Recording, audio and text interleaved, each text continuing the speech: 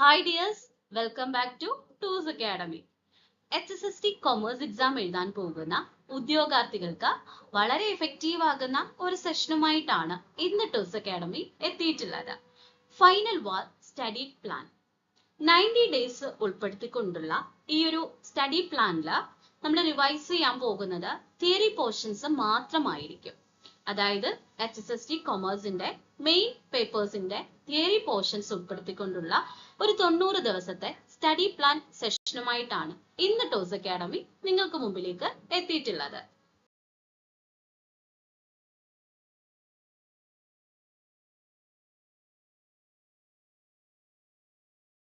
Hi all.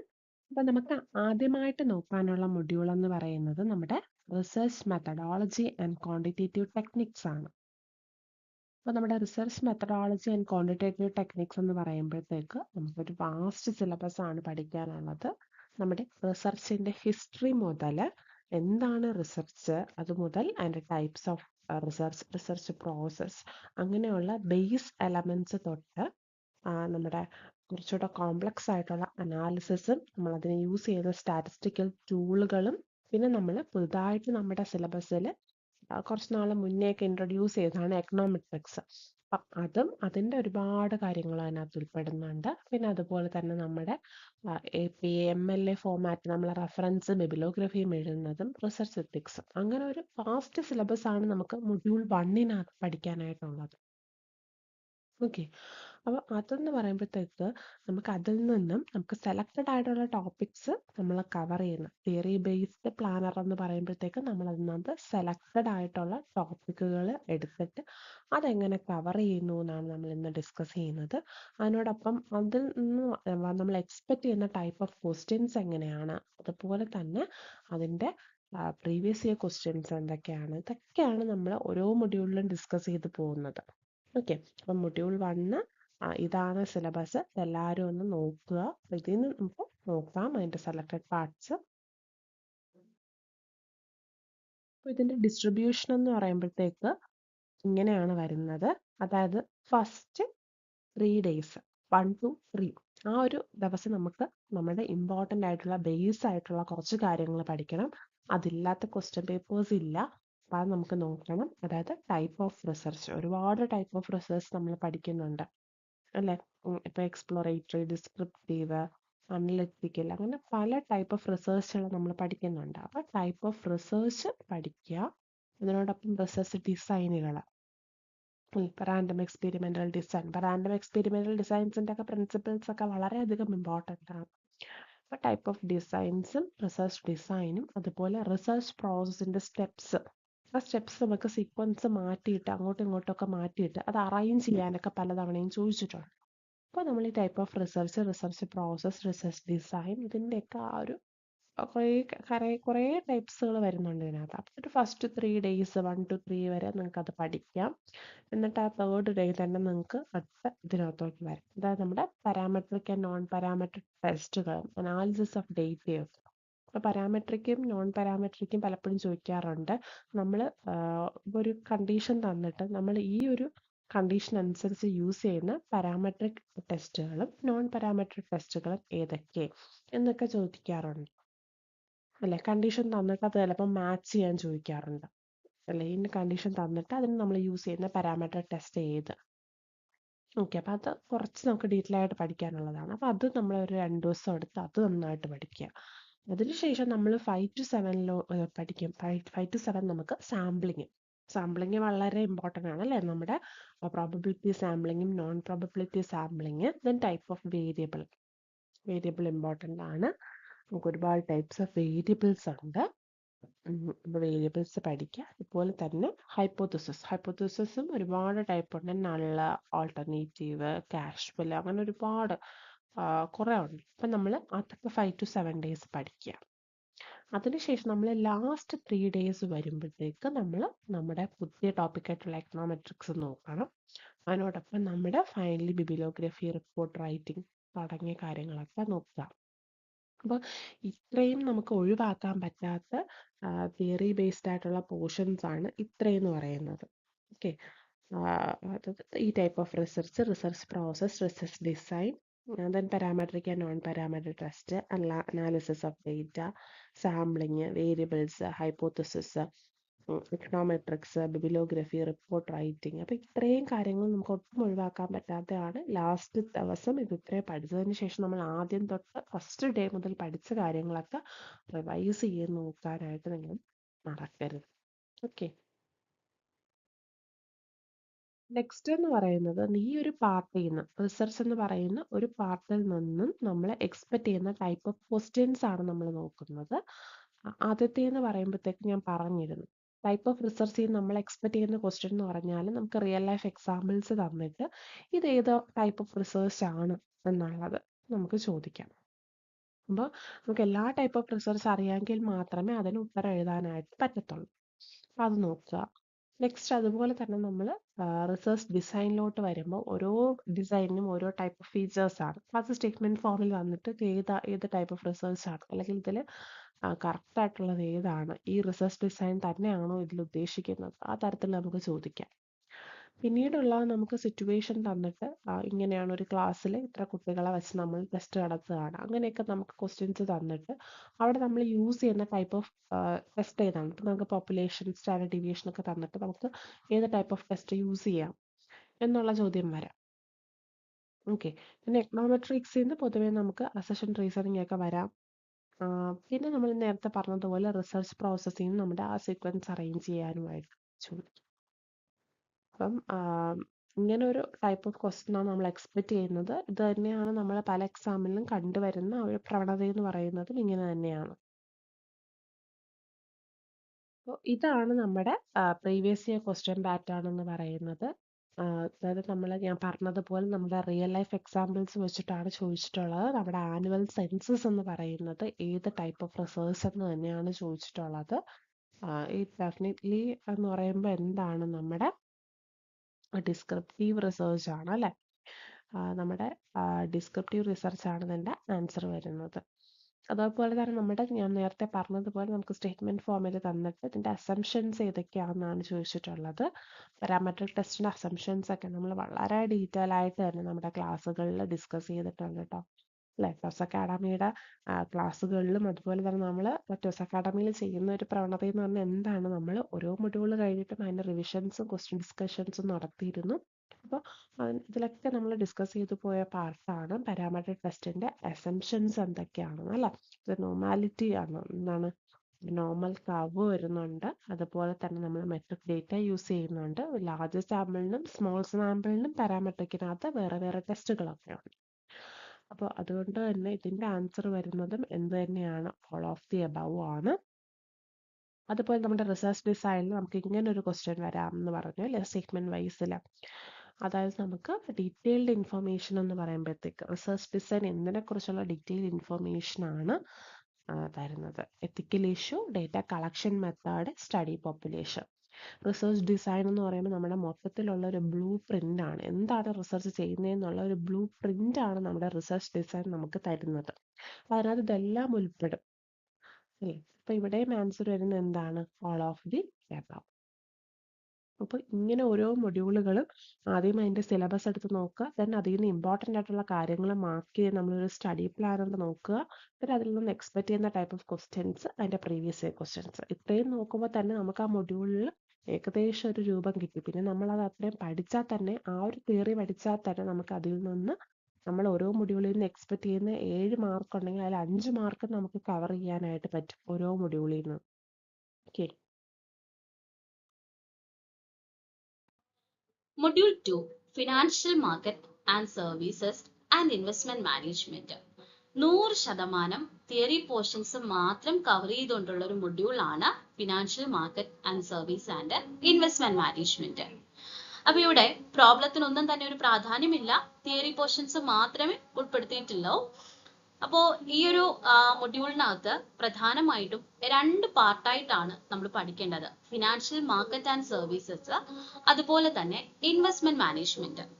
ഇവിടെ financial market and service എന്ന് പറയുമ്പോൾ നമുക്ക് ഓൾറെഡി അറിയാവുന്ന കുറെ ടോപ്പിക്സുകളും ഉൾപ്പെടുന്നുണ്ട്. ഇന്ത്യൻ ഫിനാൻഷ്യൽ സിസ്റ്റം, അവിടെ തന്നെ ക്യാപിറ്റൽ മാർക്കറ്റ്, മണി മാർക്കറ്റ്, അതുപോലെ തന്നെ സെബി, പിന്നെ ഈ ക്യാപിറ്റൽ മാർക്കറ്റിലും മണി മാർക്കറ്റിലുമുള്ള ഇൻസ്ട്രുമെന്റ്സ്, ഇന്റർമീഡിയറീസ്, ഓൺലൈൻ ട്രേഡിംഗ് തുടങ്ങിയിട്ടുള്ള പോർഷൻസ് ആണ് ഉൾപ്പെടുന്നത്.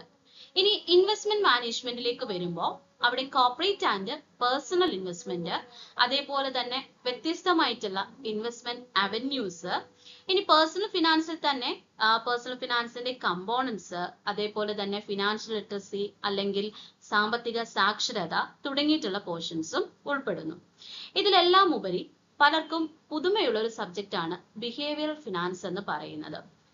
ബിഹേവിയറൽ ഫിനാൻസ് എന്ന് പറയുമ്പോൾ ഇപ്പോൾ നമ്മുടെ എംകോം ക്ലാസ്സുകളിലൊക്കെ സിലബസിൽ ഉൾപ്പെടുത്തിയിട്ടുണ്ട്. അപ്പോൾ ബിഹേവിയറൽ ഫിനാൻസിന്റെ തിയറീസ്, അതുപോലെ തന്നെ ബിഹേവിയറൽ ഫിനാൻസുമായി ബന്ധപ്പെട്ട് വരുന്ന ചില ടേമുകൾ, then modern and behavioural finance theories, behavioural ഫിനാൻസുമായി ബന്ധപ്പെട്ട് വരുന്ന ബയാസസുകൾ, എങ്ങനെ ഈ ബയാസസുകളെ ഓവർകം ചെയ്യാം, ഇങ്ങനെയുള്ള പോർഷൻസുമാണ് ഈ ഒരു മൊഡ്യൂളിൽ ഉൾപ്പെടുന്നത്. അപ്പൊ നമുക്കൊരു 10 days ഈ ഒരു മൊഡ്യൂളിന് വേണ്ടിയിട്ട് മാറ്റിവെക്കാവുന്നതാണ്. ഇതുവരെ പഠിച്ചു തുടങ്ങിയിട്ടില്ലെങ്കിൽ പോലും നിങ്ങൾക്ക് ഈ ഒരു 10 ദിവസം കൊണ്ട് ഈ ഒരു മൊഡ്യൂൾ ഫുള്ള് കവർ ചെയ്യാൻ സാധിക്കും. കാരണം കുറെയൊക്കെ നമുക്ക് പരിചിതമായിട്ടുള്ള ഒരു ഏരിയ കൂടിയാണ്, പ്രത്യേകിച്ചും ഫിനാൻഷ്യൽ മാർക്കറ്റിൽ നിന്നും വന്നിട്ടുള്ള ടോപ്പിക്കുകൾ. അപ്പൊ ആദ്യത്തെ 1 മുതൽ 3 ദിവസം വരെ നിങ്ങൾ ഇന്ത്യൻ ഫിനാൻഷ്യൽ സിസ്റ്റം പഠിക്കുന്നതിനായിട്ട് മാറ്റിവെക്കുക. ഇന്ത്യൻ ഫിനാൻഷ്യൽ സിസ്റ്റം ഏവർക്കും പരിചിതമായിട്ടുള്ള ടോപ്പിക് കൂടിയാണ്. പ്രത്യേകിച്ചും നെറ്റ് എക്സാമിന് പ്രിപ്പയർ ചെയ്തിട്ടുണ്ടെങ്കിൽ, അതുപോലെ തന്നെ PSCയുടെ ഡിപ്പാർട്ട്മെന്റ് ലെവലിലെ എക്സാംസിനൊക്കെ തന്നെ മുടങ്ങാതെ ഇന്ത്യൻ ഫിനാൻഷ്യൽ സിസ്റ്റം ഒരു പ്രധാന ഏരിയ ആയിട്ട് തന്നെ വന്നിട്ടുണ്ട്.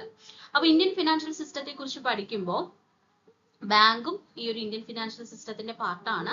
പക്ഷെ നമ്മുടെ സിലബസ് അനുസരിച്ച് capital market and money market മാത്രമാണ് ഇതിൽ ഉൾപ്പെട്ടിട്ടുള്ളത്. ഓക്കെ, അപ്പൊ ക്യാപിറ്റൽ ആൻഡ് മണി മാർക്കറ്റിനെ കുറിച്ച് പഠിക്കുമ്പോൾ ക്യാപിറ്റൽ മണി മാർക്കറ്റ് ഇൻസ്ട്രുമെന്റ്സ്, അതുപോലെ തന്നെ അവിടെ വരുന്ന intermediaries, then capital market, money market regulators എല്ലാം തന്നെ നിങ്ങൾ കവർ ചെയ്യാൻ ശ്രമിക്കുക. അടുത്ത ഡേയ്സ്, അതായത് 3 to 5 days നിങ്ങൾ SEBI, security exchange board of India, അതേപോലെ തന്നെ depository system, online trading, insider trading തുടങ്ങിയിട്ടുള്ള പോർഷൻസ് കവർ ചെയ്യാനായിട്ട് മാറ്റിവെക്കുക. പലർക്കും ഇൻസൈഡർ ട്രേഡിംഗ് ഒക്കെ തന്നെ പുതിയൊരു ഏരിയ ആയിരിക്കും.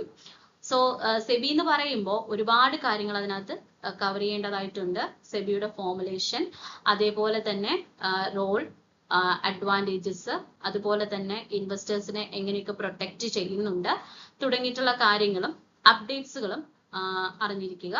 And depository system one of the important topic ആണ്. ദെൻ ഈ ഒരു 3 to 5 daysനുള്ളിൽ തന്നെ നിങ്ങൾ അമേരിക്കൻ ഡെപ്പോസിറ്ററി റിസീപ്റ്റ്സ്, അതുപോലെ തന്നെ ഗ്ലോബൽ ഡെപ്പോസിറ്ററി റിസീപ്റ്റ്സ് തുടങ്ങിയിട്ടുള്ള പോർഷൻസും ഒന്ന് ഉൾപ്പെടുത്തുക. ദെൻ ഈ ഒരു ഇന്ത്യൻ ഫിനാൻഷ്യൽ സിസ്റ്റം, അതേപോലെ തന്നെ സെബി, ഇൻസൈഡർ ട്രേഡിംഗ് അങ്ങനെയുള്ള പോർഷൻസ് ഒക്കെ കഴിയുമ്പോഴത്തേക്കും നമ്മുടെ ഫിനാൻഷ്യൽ മാർക്കറ്റ് ആൻഡ് സർവീസസ് എന്നൊരു ടോപ്പിക്ക് ഓൾമോസ്റ്റ് കവർ ചെയ്യും. അതിനുശേഷം നിങ്ങൾക്ക് ബിഹേവിയർ ഫിനാൻസിനായിട്ട് മാറ്റിവെക്കുക. കാരണം ബിഹേവിയർ ഫിനാൻസ് എന്ന് പറയുന്നത് ഒരു പുതിയൊരു ഏരിയ ആണ് പലരെ സംബന്ധിച്ചും, അല്ലെ? അപ്പൊ ബിഹേവിയർ ഫിനാൻസ് എന്ന് പറയുമ്പോൾ ഈ ഒരു ടൈറ്റിൽ സൂചിപ്പിച്ചിരിക്കുന്നത് പോലെ തന്നെ ഒരുപാട് കാര്യങ്ങളൊന്നും തന്നെ ഇതിലേക്ക് വരുന്നില്ല. ഒരു വ്യക്തിയുടെ ബിഹേവിയർ എങ്ങനെ ഫിനാൻസുമായി റിലേറ്റ് ചെയ്യുന്നു എന്നുള്ളൊരു മൾട്ടി ഡിസിപ്ലിനറി ആയിട്ടുള്ള ഒരു സബ്ജക്റ്റ് കൂടിയാണ് ഈ ബിഹേവിയർ ഫിനാൻസ് എന്ന് പറയുന്നത്. അതായത് എക്കണോമിക്സ്, സൈക്കോളജി, കൊമേഴ്സ് ഇതെല്ലാം കണക്ട് ചെയ്ത് വരുന്ന ഒരു സബ്ജക്റ്റ് ആണ് ബിഹേവിയർ ഫിനാൻസ് എന്ന് പറയുന്നത്. അപ്പോൾ ബിഹേവിയർ ഫിനാൻസിൽ നിന്നും നമുക്ക് അറിഞ്ഞിരിക്കേണ്ട പ്രധാനമായിട്ടുള്ള ഏരിയാസ് എന്ന് പറയുന്നത് ബിഹേവിയർ ഫിനാൻസിന്റെ തിയറീസ് ആണ്, അതുപോലെ തന്നെ ബയോസസ് ഏതൊക്കെയാണ് എന്നുള്ളതുമാണ്. അപ്പൊ നിങ്ങൾ മോഡേൺ ഫിനാൻസ് തിയറീസ് കൂടി ഒന്ന് അറിഞ്ഞിരിക്കാൻ ശ്രമിക്കുക. ദെൻ അവശേഷിക്കുന്ന 3 ദിവസം നമ്മൾ ഇൻവെസ്റ്റ്മെന്റ് മാനേജ്മെന്റിനായിട്ട് മാറ്റിവെക്കുക. അപ്പൊ ഇൻവെസ്റ്റ്മെന്റ് മാനേജ്മെന്റ് എന്ന് പറയുമ്പോൾ അതിൽ പേഴ്സണൽ ഫിനാൻസ്, അതുപോലെ തന്നെ വേരിയസ് ഇൻവെസ്റ്റ്മെന്റ് അവന്യൂസ്, നമുക്ക് പലതരത്തിലുള്ള ഇൻവെസ്റ്റ്മെന്റ് ഓപ്ഷൻസ് ഉണ്ട്, അല്ലെ? ഗോൾഡിൽ ഇൻവെസ്റ്റ് ചെയ്യാം, ഷെയർ മാർക്കറ്റിൽ ഇൻവെസ്റ്റ് ചെയ്യാം, അതൊരു ഫിക്സഡ് ഇൻകം കിട്ടുന്ന ഇൻവെസ്റ്റ്മെന്റ് ഓപ്ഷൻസ് ചൂസ് ചെയ്യാം, അല്ലെങ്കിൽ വേരിയബിൾ ഇൻകം കിട്ടുന്ന ഒരു ഇൻവെസ്റ്റ്മെന്റ് ഓപ്ഷൻ ചൂസ് ചെയ്യാം. അപ്പൊ ഇങ്ങനെ പലതരത്തിലുള്ള ഇൻവെസ്റ്റ്മെന്റ് ഓപ്ഷൻസ് ഉണ്ട്, അല്ലെ? അപ്പൊ ഈ ഇൻവെസ്റ്റ്മെന്റ് ഓപ്ഷൻസ് അഥവാ ഇൻവെസ്റ്റ്മെന്റ് അവന്യൂസ് എന്ന് പറയുന്നത് ഒരു പ്രധാനമായിട്ടുള്ള ഒരു ടോപ്പിക് കൂടിയാണ്. അതോടൊപ്പം തന്നെ പേഴ്സണൽ ഫിനാൻസിൽ വരുന്നത് എന്ന് പറയുമ്പോൾ കമ്പോണൻസ് ഓഫ് പേഴ്സണൽ ഫിനാൻസ്, അതുപോലെ തന്നെ ഫിനാൻഷ്യൽ ലിറ്ററസി തുടങ്ങിയിട്ടുള്ള ടേംസ് കൂടി ഒന്ന് പഠിച്ചു വെക്കാൻ ശ്രമിക്കുക. അതിനുശേഷം ഒരു ദിവസമെങ്കിലും ഒരു ദിവസം നിങ്ങൾ എന്ത് ചെയ്യണം? ഈ പഠിച്ചിട്ടുള്ള ടോപ്പിക്സുകളെല്ലാം ഒന്ന് റിവൈസ് ചെയ്യാൻ ശ്രമിക്കണം. അപ്പോൾ റിവിഷൻ എന്ന് പറയുമ്പോൾ നമ്മുടെ ഈ ഒരു ഇന്ത്യൻ ഫിനാൻഷ്യൽ സിസ്റ്റത്തെ കുറിച്ചിട്ടും അതേപോലെ ബിഹേവിയർ ഫിനാൻസിനെ കുറിച്ചിട്ടും ഒക്കെ പഠിച്ച കാര്യങ്ങളെല്ലാം ഒന്ന് റിവിഷൻ നടത്തുക. റിവിഷൻ നടത്തുമ്പോൾ പ്രീവിയസ് ഇയർ ക്വസ്റ്റ്യൻ പേപ്പേഴ്സിന്റെ സഹായത്തോടു കൂടി തന്നെ റിവിഷൻ നടത്തുക. അതുപോലെ തന്നെ മറ്റ് ക്വസ്റ്റ്യൻസ് കളക്ട് ചെയ്യാൻ പറ്റുന്ന മാക്സിമം ക്വസ്റ്റ്യൻസ് കളക്ട് ചെയ്യുക. ഏതൊക്കെ ആംഗിളിൽ നിന്നുമാണ് ക്വസ്റ്റ്യൻസ് വന്നിട്ടുള്ളതെന്ന് മനസ്സിലാക്കുക.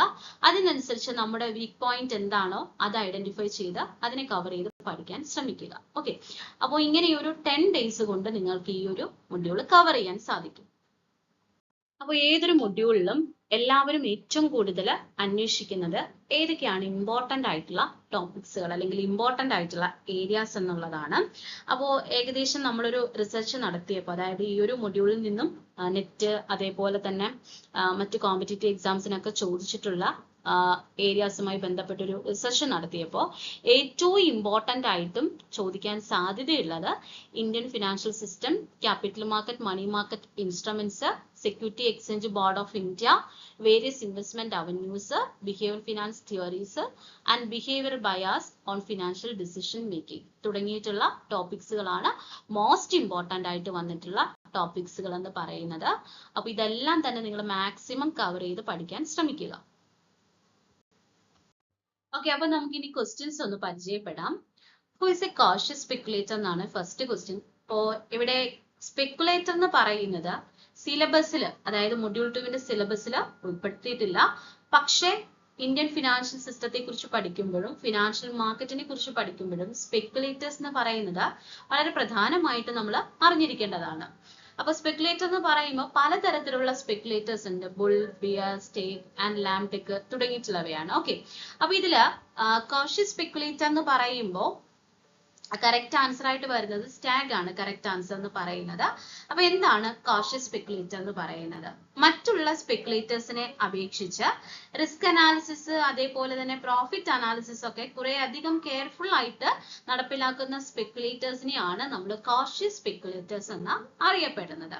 അത് മാത്രവുമല്ല, കോഷ്യസ് സ്പെക്കുലേറ്റേഴ്സ് എന്ന് പറയുന്നത് എല്ലായ്പ്പോഴും ഫോക്കസ് ചെയ്യുന്നത് പുതിയ സ്റ്റോക്ക് ഇഷ്യൂവും അതേപോലെ തന്നെ അത് പ്രോഫിറ്റിന് വിൽക്കുക തുടങ്ങിയിട്ടുള്ള കാര്യങ്ങളിലുമാണ്. ഇനി അടുത്തൊരു ക്വസ്റ്റ്യൻ എന്ന് പറയുന്നത് ബിഹേവിയർ ഫിനാൻസിൽ നിന്നുമാണ്. The propensity of individual to hold on their losing stock while selling their winning stock early. അപ്പൊ പ്രോഫിറ്റബിൾ ആയിട്ടുള്ള അസറ്റുകളെ നേരത്തെ തന്നെ വിൽക്കുക, അതേപോലെ തന്നെ ലോസിംഗ് ആയിട്ടുള്ള അസറ്റുകളെ ഹോൾഡ് ചെയ്ത് വെക്കുക. ഈ ഒരു ടെൻഡൻസിയെ നമ്മൾ ഡിസ്പോസിഷൻ എഫക്റ്റ് എന്നാണ് അറിയപ്പെടുന്നത്.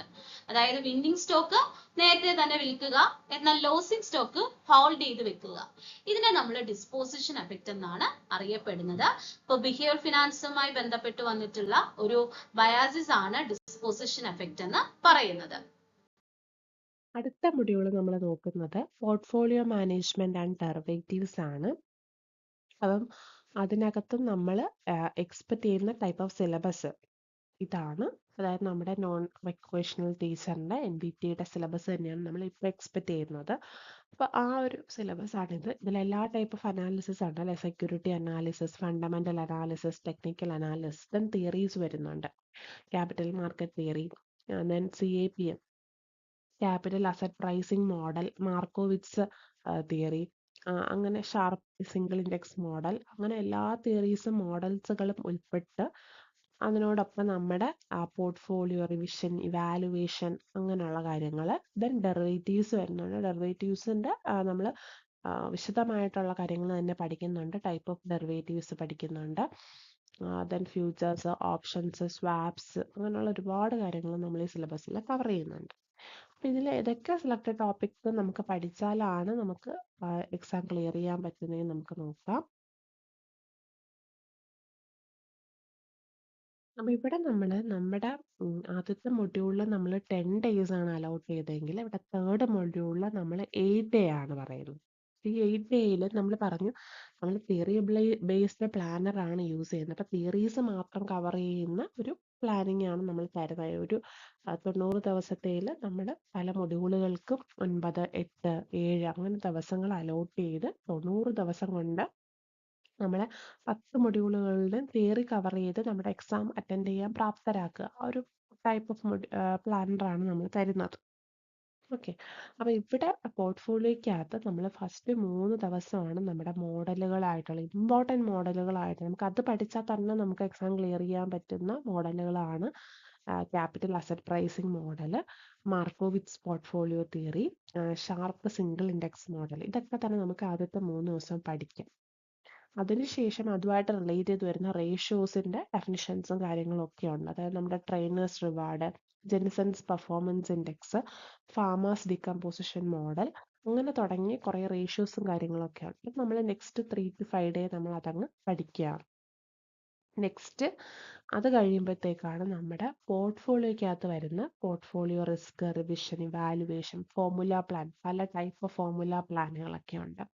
അപ്പോൾ അതൊക്കെ കോമൺ ആയിട്ട് വരുന്ന കുറച്ച് ടോപ്പിക്കാണ് 5 to 7 days. ഈ ആദ്യം പഠിച്ച 1 to 3 3 to 5 ഒക്കെ തന്നെ നമുക്ക് കവർ ചെയ്യുമ്പോൾ നമുക്ക് എക്സാമിനകത്ത് നന്നായിട്ട് സ്കോർ ചെയ്യാൻ പറ്റും. അത് കഴിഞ്ഞ് ലാസ്റ്റ് 8th ഡേ വരുമ്പോൾ നമ്മൾ ഡെറിവേറ്റീവ്സ് പഠിക്കാൻ എളുപ്പമുള്ള കാര്യമാണ് അതൊക്കെ. ഡെറിവേറ്റീവ്സ് എന്താണ്, ഹെഡ്ജിങ് എന്താണ്, ഫോർവേഡ്, ഫ്യൂച്ചർ, സ്വാപ്സ്, അങ്ങനെ തുടങ്ങിയ കുറച്ച് കാര്യങ്ങൾ നമുക്ക് ആ 8ാമത്തെ ദിവസം നിങ്ങൾ വായിച്ചു പോയി കഴിഞ്ഞാൽ അതിനോടൊപ്പം നിങ്ങൾ ആദ്യം പഠിച്ച മോഡലുകളും റേഷ്യോസും ഒക്കെ അന്ന് റിവൈസ് ചെയ്യുക കൂടെ ചെയ്യുക.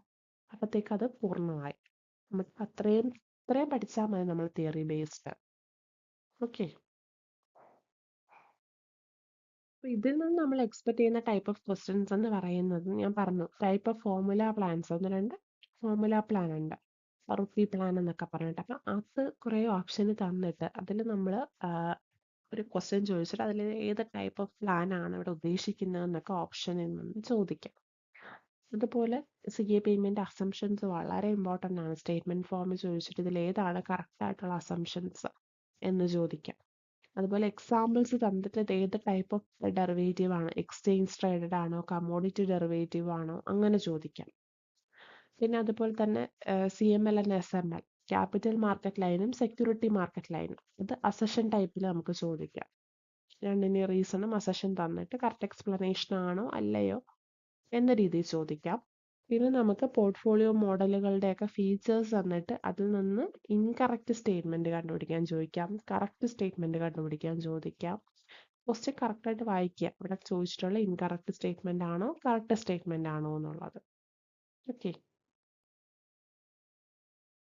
അപ്പോൾ നമ്മുടെ പ്രീവിയസ് ഇയർ ക്വസ്റ്റ്യൻസ് എന്ന് പറയുമ്പോഴത്തേക്ക് ഇവിടെ ഉദ്ദേശിച്ചിരിക്കുന്നത് ഇത് തന്നെയാണ്. നമ്മുടെ മാർക്കോവിറ്റ്സിൻ്റെ മോഡലിൽ നിന്നൊരു ക്വസ്റ്റ്യൻ ഉണ്ട്. മാർക്കോവിറ്റ്സ് അപ്രോച്ചിൽ നമ്മുടെ ഇമ്പോർട്ടൻറ്റ് വേരിയബിൾ, നമ്മുടെ efficient set of portfolio determine ചെയ്യാനായിട്ട് നമ്മൾ യൂസ് ചെയ്യുന്ന നമ്മുടെ ഇമ്പോർട്ടൻറ്റ് വേരിയബിൾ ഏതെന്നാണ് ചോദിച്ചിട്ടുള്ളത്. നമ്മൾ ഇതിൽ ഈ മാർക്കോവിറ്റ്സ് മോഡലിൽ നമ്മൾ ഈ 3 തന്നെ ഉപയോഗിക്കുന്നുണ്ട്. Coefficient of correlation, return, standard deviation എല്ലാം യൂസ് ചെയ്യുന്നുണ്ട് അവിടെ. അപ്പം അതുകൊണ്ട് തന്നെ അതിൻ്റെ ആൻസർ വരുന്നതെന്ന് പറയുന്നത് ഏതാണ്, D, all of the above ആണ് വരുന്നത്. അതുപോലെ തന്നെ നെക്സ്റ്റ് ക്വസ്റ്റ്യനിലും ഈ മോഡലുകളെ പറ്റിയിട്ടാണ്. അതാണ് ഞാൻ പറഞ്ഞ മോഡലുകൾ തന്നെ നമ്മൾ ആദ്യത്തെ 3 ദിവസം കവർ ചെയ്ത് കഴിഞ്ഞാൽ ഒരുവിധം നമുക്ക് മാർക്ക് കിട്ടും. അപ്പോൾ 17ാമത്തെ ക്വസ്റ്റ്യനിൽ നമ്മൾ നോക്കേണ്ട എന്താണ്, which of the following models the return of a security or portfolio is a linear function of the market return and it is represented by the market indices അല്ല. അപ്പം റിട്ടേൺ ഓഫ് സെക്യൂരിറ്റി എന്ന് പറയുന്നത് linear function, market റിട്ടേണിൻ്റെ linear function ആകുന്നത് ഏത് മോഡലിലാണെന്നാണ് ചോദ്യം. അതിൻ്റെ ഉത്തരം വരുന്നത് നമ്മുടെ ഷാർപ്പ് ഇൻഡെക്സ് മോഡലിലാണ് നമ്മൾ അങ്ങനെ ലീനിയർ ഫംഗ്ഷനായിട്ട് പഠിക്കുന്നത്. ബാക്കിയൊന്നുമില്ല, നമ്മൾ ലീനിയർ ഫംഗ്ഷനായിട്ട് പഠിക്കുന്നില്ല. അതിൻ്റെ ഉത്തരം എന്ന് പറയുന്നത് ഷാർപ്പ് സിംഗിൾ ഇൻഡെക്സ് മോഡലാണ്. അപ്പോൾ നമ്മൾ ഓരോ മോഡലുകളും വേറെ വേറെ പ്രത്യേകം പഠിക്കുക. നമ്മളത് അതിൻ്റെ നോട്ടുകൾ, ചെറിയ ഷോർട്ട് നോട്ടുകളൊക്കെ നമ്മുടെ ടോസ് അക്കാഡമിയിൽ പ്രൊവൈഡ് ചെയ്യുന്നുണ്ട്. അതൊക്കെ വെച്ചിട്ട് അതിൻ്റെ ഫീച്ചേഴ്സും അസംഷൻസ് പഠിക്കുമ്പോൾ തന്നെ നമുക്ക് ഈ മോഡലുകളൊക്കെ ക്ലിയർ ആകുന്നതായിരിക്കും. ഓക്കെ, അടുത്ത മൊഡ്യൂൾ 4 നമ്മൾ income tax and goods and service tax ആണ് ഡീൽ ചെയ്യുന്നത്. അതും നമുക്കൊരു വാസ്റ്റ് സിലബസ് തന്നെ ഉണ്ട്. അതായത് ഒരു അസസിയുടെ റെസിഡൻഷ്യൽ സ്റ്റാറ്റസ് ഡിറ്റർമൈൻ ചെയ്യുന്നത് തൊട്ട് നമ്മൾ അവിടെ നിന്ന് 5 ഹെഡ്സ് ഓഫ് ഇൻകം വളരെ ഡീറ്റെയിൽ ആയിട്ട് പഠിക്കേണ്ടതുണ്ട്. അതിനുശേഷം നമ്മുടെ tax planning, tax evasion, tax avoidance, അങ്ങനെ നമ്മൾ പിന്നെ ജി എസ് ടിയിലോട്ട് കടക്കും. ജി എസ് ടിയിലോട്ട് കടന്നിട്ട് type of G S T, bill, council, അങ്ങനെ എല്ലാം നമ്മൾ പഠിക്കണം. ഇൻപുട്ട് ടാക്സ്, ക്രെഡിറ്റ്, വളരെ വളരെ ഡീറ്റെയിൽ ആയിട്ട് പഠിക്കേണ്ട ഒരു വലിയൊരു ഏരിയ ഉള്ളതാണ് നമ്മുടെ income tax and goods and service tax. അപ്പോൾ ഇവിടെ ഇതിൽ നിന്ന് നമുക്ക് സെലക്ട് ചെയ്ത് എങ്ങനെ തിയറീസ് മാത്രം പഠിക്കാമെന്ന് നമുക്ക് നോക്കാം. അതായത് ഇവിടെ നമ്മൾ ആദ്യത്തെ 2 ദിവസം നമുക്ക് നമ്മുടെ ബേസ് കാര്യങ്ങൾ ഒന്ന് നോക്കണം. അതായത് പക്കാ തിയറി ബേസ്ഡ് ആയിട്ട് വരുന്ന കാര്യങ്ങളാണ്. നമ്മുടെ റെസിഡൻഷ്യൽ സ്റ്റാറ്റസ്, എക്സംപ്റ്റഡ് ഇൻകം ഏതൊക്കെ, ടാക്സ് പ്ലാനിങ് എങ്ങനെയൊക്കെ ചെയ്യാം, ടാക്സ് ഓഡിറ്റ് എന്താണ്, tax management, tax evasion, tax avoidance, ഇതൊക്കെ എന്താണെന്നുള്ള പക്ക തിയറി ബേസ്ഡ് ആയിട്ടുള്ള കാര്യങ്ങൾ ആദ്യത്തെ 2 ദിവസം പഠിക്കുക. ദെൻ 2 to 5 days, ഒരു 3 ദിവസം നമ്മൾ നമ്മുടെ 5 ഹെഡ്സ് ഓഫ് ഇൻകത്തിനകത്ത് മാറ്റി വെക്കുക. കാരണം നമുക്കത് ഡീറ്റെയിൽ ആയിട്ട് പഠിക്കാനുണ്ട്. അതിൻ്റെ തിയറി മാത്രം പഠിച്ചാൽ പോലും നമുക്കൊരു 3 ദിവസം തന്നെ വേണ്ടി വരും, നന്നായിട്ട് പഠിക്കുകയാണെങ്കിൽ, തിയറീസ് മാത്രം. അതിനുശേഷം അത് അത്രയും പഠിച്ചു കഴിഞ്ഞിട്ട് നമ്മൾ പിന്നെ ബാക്കി നോക്കുന്നതിന് മുന്നേ നമുക്ക് ജി എസ് ടിയിലോട്ട് വരാം. അവിടെ ഇമ്പോർട്ടൻ്റ് ആയിട്ടുള്ള കുറേ തിയറീസ് ഉണ്ട്. അതായത് ജി എസ് ടി കൗൺസിൽ എന്താണ്, ജി എസ് ടിയുടെ ഫ്രെയിംവർക്ക് എന്താണ്, type of G S T എന്താണ്, ജി എസ് ടി ബില്ല് എന്താണ്, ജി എസ് ടി എൻ എന്താണ്, സാക്ക്, എച്ച് എസ് എൻ പോലുള്ള കോഡുകൾ എന്താണ്, പിന്നെ സപ്ലൈ എന്താണ്, സപ്ലൈയുടെ time of supply, value of supply തുടങ്ങിയ കാര്യങ്ങൾ. അത് ഒരു 3 ദിവസം ജി എസ് ടിയുടെ കുറേ കാര്യങ്ങൾ പഠിക്കാനുണ്ട്. ജി എസ് ടി നമുക്ക് ഒഴിവാക്കാൻ പറ്റാത്ത തിയറീസ് കുറേ ഉണ്ട്. അപ്പോൾ അത് നമുക്കൊരു 3 ദിവസം പഠിക്കാം. അതിനുശേഷം വീണ്ടും നമ്മൾ 9ാമത്തെ 10ാമത്തെ ദിവസം നമുക്ക് അവിടെ ഉണ്ട്. അപ്പോൾ അതിൽ input tax credit, G S ടിയിലെ ഇൻപുട്ട് ടാക്സ് ക്രെഡിറ്റ് പഠിക്കാം. അതിനോടൊപ്പം നമ്മുടെ ഇൻകം ടാക്സിൽ അതോറിറ്റീസ് ആരൊക്കെയാണ്, എങ്ങനെയൊക്കെയാണ് അസസ്മെന്റ് നടത്തുന്നത്, അഡ്വാൻസ് പേയ്മെന്റ് എങ്ങനെയാണ്, അങ്ങനെയുള്ള കുറച്ച് ഇമ്പോർട്ടൻറ്റ് കാര്യങ്ങൾ ലാസ്റ്റ് ദിവസം നോക്കും. അതിനോടൊപ്പം നമ്മൾ ആദ്യം പഠിച്ചതൊക്കെ റിവൈസ് ചെയ്യാൻ നിങ്ങൾ മറക്കരുത്. നമ്മൾ ഇത് ഓരോ സബ്ജക്റ്റും പഠിച്ച് നിർത്തുന്ന ലാസ്റ്റ് ദിവസം നമ്മൾ മുന്നേ പഠിച്ചതൊക്കെ റിവൈസ് ചെയ്യുക എന്നുള്ളത് വളരെ വളരെ ഇമ്പോർട്ടൻ്റ് ആയിട്ടുള്ളൊരു കാര്യമാണ്. ഓക്കെ, ഇവിടെ നമ്മൾ എക്സ്പെക്ട് ചെയ്യുന്ന ടൈപ്പ് എന്ന് പറയുന്നത് ആദ്യം നമുക്ക് റെസിഡൻഷ്യൽ സ്റ്റാറ്റസ് കണ്ടുപിടിക്കാൻ ചോദിക്കാം. ഇതൊരു റെസിഡൻ്റ് ആണോ, ഓർഡിനറി റെസിഡൻ്റ് ആണോ, നോട്ട് ഓർഡിനറി റെസിഡൻ്റ് ആണോ എന്നുള്ള ടൈപ്പ് ഓഫ് ക്വസ്റ്റ്യൻസ് ചോദിക്കാം. നമുക്കൊരു എക്സാമ്പിൾ തന്നിട്ട് അതിനുശേഷം 5 ഹെഡ് ഓഫ് ഇൻകത്തിൽ നിന്ന് സ്റ്റേറ്റ്മെന്റ് ഫോമിൽ ചോദിക്കാം. അതായത് ഇതിലേതാണ് കറക്റ്റ് സ്റ്റേറ്റ്മെന്റ്, ഈ അലവൻസ്, രൂപ അലവൻസ് കൊടുക്കുന്ന ഇതാണോ കറക്റ്റ്, അത് ഇത്രയാണോ എന്നൊക്കെ ഉള്ള രീതിയിൽ സ്റ്റേറ്റ്മെന്റ് ടൈപ്പ് ക്വസ്റ്റ്യൻ ചോദിക്കാം. ജി എസ് ടിയുടെ എക്സാമ്പിൾ തന്നിട്ട് ഇതിന് നമുക്ക് സി ജി എസ് ടി ആണോ ഐ ജി എസ് ടി ആണോ വരുന്നത് എന്നുള്ള ചോദിക്കാം. ദെൻ ടാക്സ് പ്ലാനിങ്ങും ഇവേഷനും തന്നിട്ട് ടാക്സ് പ്ലാനിങ് എന്ന് പറയുന്നത് ഇതാണ്, ഇതിൻ്റെ റീസൺ ഇങ്ങനെയാണ്, ഇത് കറക്റ്റ് എക്സ്പ്ലനേഷൻ ആണ് എന്നുള്ള രീതിയിലുള്ള ക്വസ്റ്റ്യൻസ് ചോദിക്കാം. അതുപോലെ അസസ്മെന്റ്, ഒരുപാട് ടൈപ്പ് ഓഫ് അസസ്മെന്റ് ഉണ്ട്. സെൽഫ് അസസ്മെന്റ് ഉണ്ട്, ബെസ്റ്റ് ജഡ്ജ്മെന്റ് അസസ്മെന്റ് ഉണ്ട്. അപ്പോൾ ഈ അസസ്മെന്റിനെ കുറിച്ചുള്ള കറക്റ്റ് സ്റ്റേറ്റ്മെന്റ് ഒക്കെ തരാം. ടൈപ്പ് ഓഫ് റിട്ടേണുകളുണ്ട്, ഇമ്പോർട്ടൻ്റ് ആണ് നമ്മുടെ സുഖം, ITR 4 ഒക്കെ, അത് പഠിക്കുക. പിന്നെ നമുക്ക് സെക്ഷൻസ് ചോദിക്കാം. ഇപ്പോൾ 80C പ്രകാരം ഏത് ഡിഡക്ഷനാണ് പറയുന്നത്, അല്ലെങ്കിൽ 80CCF പ്രകാരം ഏതാണ്, അപ്പം നമ്മൾ കറക്റ്റായിട്ട് മാച്ച് ചെയ്യുക സെക്ഷൻസ്. ഓക്കെ, അപ്പം ഈ ഒരു ടൈപ്പ് ഓഫ് ക്വസ്റ്റ്യൻസ് ആണ് നമ്മൾ ടാക്സിൽ നിന്ന് എക്സ്പെക്ട് ചെയ്യുന്നത്. നമ്മൾ നേരത്തെ പറഞ്ഞ ഇമ്പോർട്ടൻ്റ് ആയിട്ടുള്ള തിയറി പഠിച്ചാൽ നമുക്ക് ഈ ടൈപ്പ് ഓഫ് ഈ പറയുന്ന എക്സ്പെക്ട് ചെയ്യുന്ന ടൈപ്പ് ഓഫ് ക്വസ്റ്റ്യൻസ് പുഷ്പം പോലെ നമുക്ക് എഴുതി നമ്മുടെ 7 മാർക്കും നമുക്ക് സ്കോർ ചെയ്ത് വരാം. ഇത് നമ്മുടെ പക്ക തിയറി ബേസ്ഡ് ക്വസ്റ്റ്യൻസ് തന്നെയാണ്. അതായത് നമ്മുടെ 5 ഹെഡ് ഓഫ് ഇൻകത്തിൽ പ്രോബ്ലം ഉണ്ട്, തിയറി ഉണ്ട്. നമ്മൾ തിയറി മാത്രം പഠിച്ചുകൊണ്ട് തന്നെ നമുക്ക് ഈ ടൈപ്പ് ഓഫ് ക്വസ്റ്റ്യൻസ് കവർ ചെയ്യാൻ പറ്റും. കണ്ടോ, ഇൻകം ഫ്രം ഹൗസ് പ്രോപ്പർട്ടിയുടെ സെക്ഷൻസ് ആണ് ചോദിക്കുന്നത്. അതായത് it is exempted under tax, ടാക്സിൽ നിന്ന് എക്സംപ്റ്റഡ് ആണ് എന്ന് പറയുന്നത് ഏത് സെക്ഷനിൽ നിന്നാണ് ചോദിക്കുന്നത്. എക്സംപ്റ്റഡ് ഇൻകം വരുന്നത് ഏത് സെക്ഷനാണ്, നമ്മുടെ സെക്ഷൻ 10ലാണ് നമുക്ക് എക്സംപ്റ്റഡ് ഇൻകം വരുന്നത്. എക്സംപ്ഷൻ വരുന്ന കേസാണ് ചോദിക്കുന്നത്, അല്ലാതെ ഇൻകം ഫ്രം ഹൗസ് പ്രോപ്പർട്ടിയുടെ സെക്ഷൻ അല്ല ചോദിക്കുന്നത് എന്നുള്ള കാര്യം നമ്മൾ നോക്കുക. അതുപോലെ തന്നെ IGST കളക്ട് ചെയ്യുന്നതും ലെവി ചെയ്യുന്നതും ആരാണെന്നാണ്. തീർച്ചയായിട്ടും ആരാണ്, സെൻട്രൽ ഗവൺമെന്റ് ആണ്.